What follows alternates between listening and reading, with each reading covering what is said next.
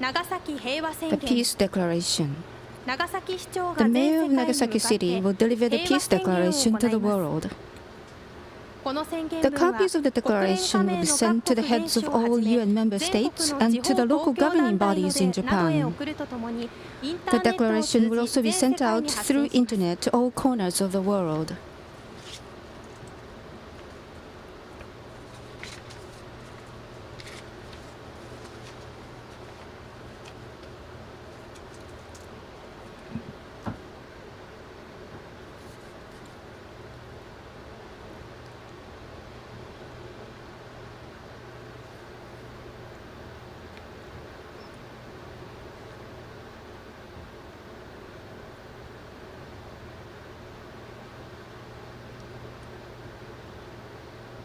Nagasaki Peace Declaration. Nuclear weapons are cruel weapons that destroy human beings. The instant that a single nuclear bomb dropped by a U.S. military aircraft on Nagasaki City at 11:02 a.m. on August 9, 1945, exploded in the air. It struck the city with a furious blast and heat wave. Nagasaki City was transformed into the hell on earth, a hell of black charred corpses, people covered in blistering burns, people with their internal organs spilling out, and people cut and studded by the countless fragments of flying glass that had penetrated their bodies. The radiation released by the bomb pierced people's bodies, resulting in illnesses and disabilities that still afflict those who narrowly managed to survive the bombing. Nuclear weapons are cruel weapons that continue to destroy human beings. In May this year, President Obama became the first sitting U.S. president to visit Hiroshima, a city which was bombed with a nuclear weapon. In doing so, the president showed the rest of the world the importance of seeing, listening, and feeling things for oneself.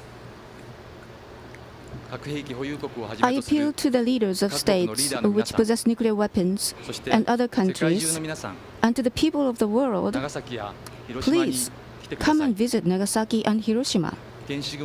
Find out for yourselves what happened to human beings beneath the mushroom cloud. Knowing the facts becomes the starting point for thinking about the future free of nuclear weapons. This year, at the United Nations office at Geneva, sessions are being held to deliberate a legal framework that will take forward nuclear disarmament negotiations. The creation of a forum for legal discussions is a huge step forward. However, countries in possession of nuclear weapons have not attended these meetings, the results of which will be compiled shortly.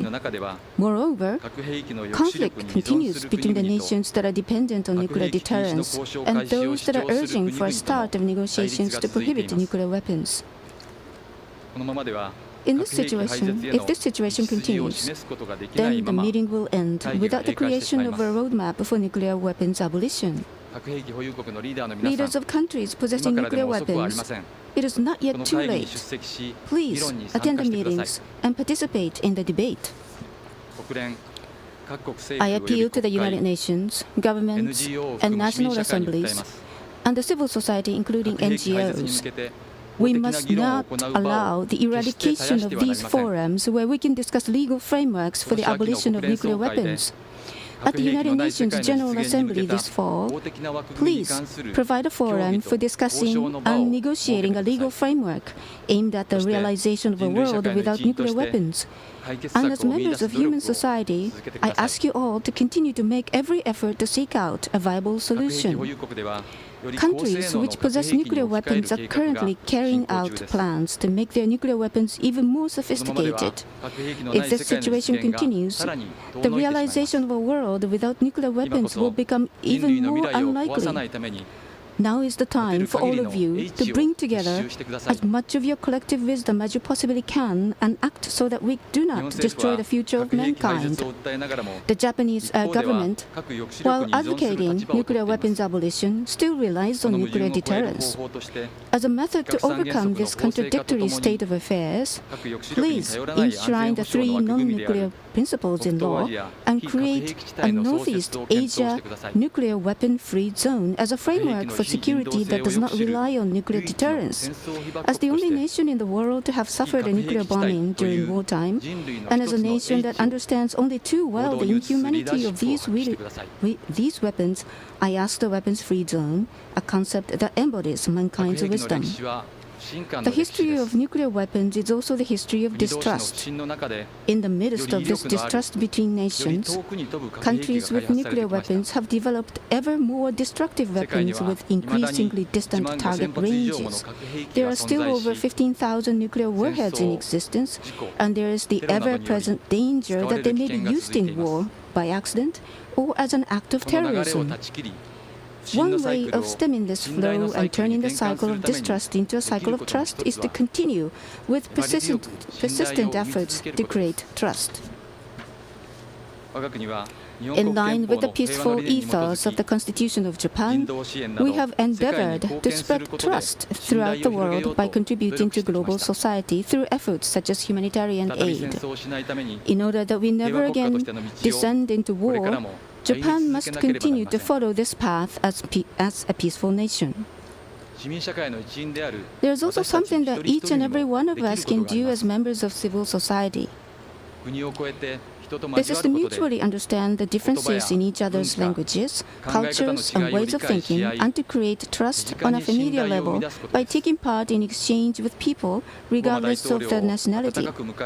The warm reception given to President Obama by the people of Hiroshima is one example of this.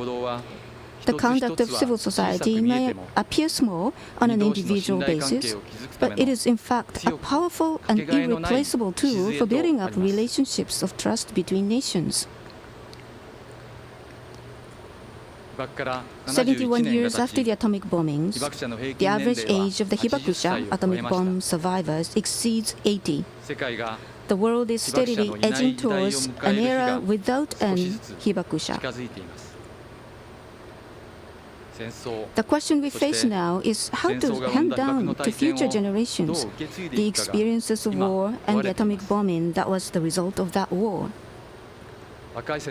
You, who are the young generation, all the daily things that you take for granted, your mother's gentle hands, your father's kind look, chatting with your friends, the smiling face of the person you like. War takes these from you forever. Please take the time to listen to war experiences and the experience of the Hibakusha. Talking about such terrible experiences is not easy. I want you all to realize that the reason these people still talk about what they went through is because they want to protect the people of the future.